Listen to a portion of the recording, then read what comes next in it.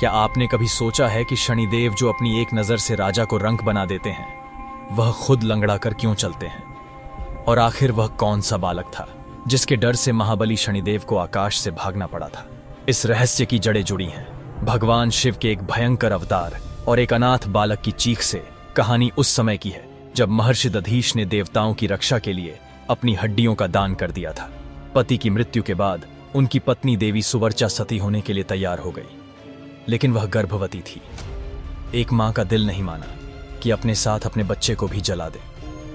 इसीलिए देवी स्वर्चा ने अपनी योग शक्ति से अपने गर्भ को बाहर निकाला और उस नवजात शिशु को एक विशाल पीपल के पेड़ के कोटर में छिपा दिया, और फिर वो अग्नि में सती हो गई।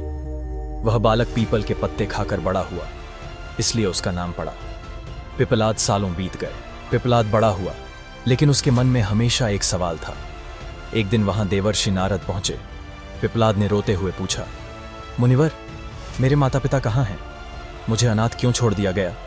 नारद मुनि ने उदास होकर बताया, तुम्हारे पिता की अकाल मृत्यु और तुम्हारी मां के सती होने का एकमात्र कारण शनिदेव की वक्र दृष्टि थी। शनि की दशा ने ही तुम्हें जन्म से पहले अनाथ बना दिया। यह सुनते ही पिपलाद का शरीर कांपने लगा। वह कोई साधारण बालक नहीं, बल्कि स्वयं भगवान शिव का रुद्र अवतार थे।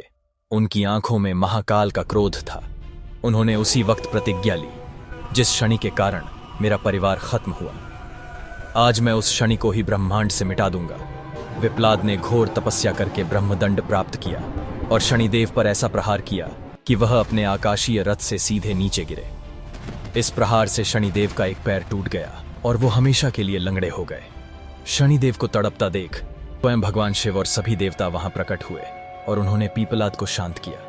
पीपलाद ने शनि को जीवन दान दिया, लेकिन एक शर्त पर। उन्होंने कहा, आज के बाद 16 साल से कम उम्र के बच्चों को शनि कभी नहीं सताएंगे, और जो व्यक्ति पीपल के पेड़ की पूजा करेगा वह शनि के प्रकोप से हमेशा मुक्त रहेगा। आज भी गुजरात के पिपलेश्वर महादेव मंदिर में पिपलाद औशी की पूजा की जाती है, जहां भक्त शनि की पीड़ा से मुक्ति पाने आते हैं। अगर आप भी पिपलेश्वर महादेव और शनिदेव की कृपा पाना चाहते हैं तो कमेंट में हर हर महादेव और जय शनिदेव लिखकर अपनी हाजिरी जरूर लगाएं।